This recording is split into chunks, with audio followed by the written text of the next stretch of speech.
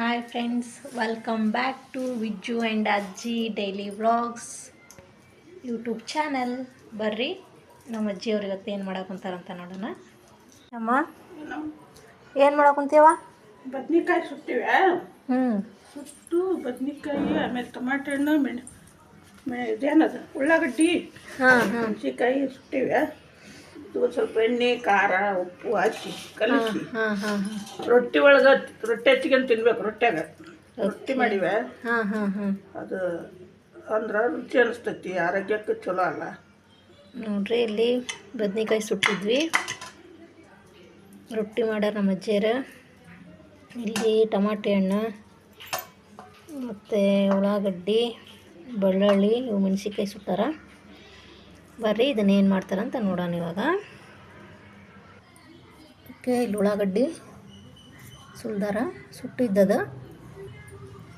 ಇದು ಟಮಾಟೆ ಹಣ್ಣು ಸುಟ್ಟಾರ, ಅದನ್ನು ಹಾಕ ಸ್ವಲ್ಪ ಖಾರ ಸ್ವಲ್ಪ ಹಾಕೋ ಖಾರ. ಸಾಕು.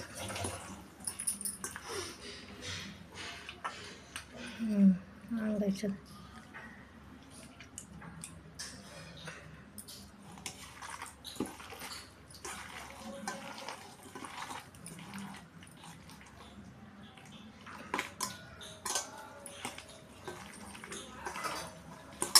ಸಾಕು ಬಿಡು. ಸಾಕು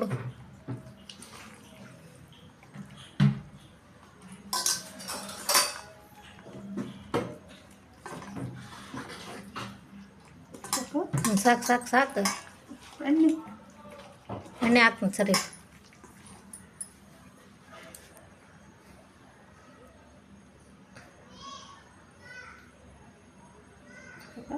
ಸಾಕು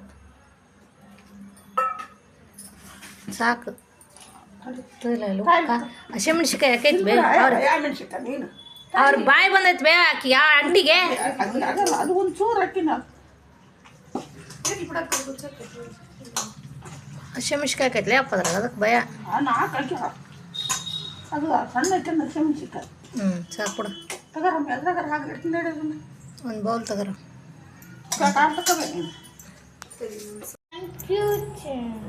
ಏನು ಫ್ಯೂಚ್ ಕೊಡ್ಬೇಕು ಹೇಳಿ ಈಗ? ಏನಂತ ಬಿಸಿಯಾದಿದ್ದಾಗ ರೊಟ್ಟಿಗೆ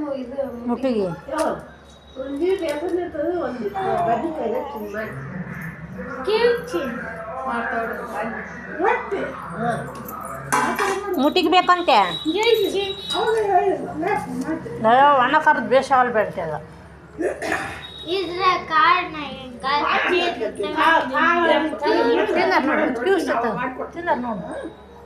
ಕಾಳು ಬೇಕಾಗುತ್ತೆ.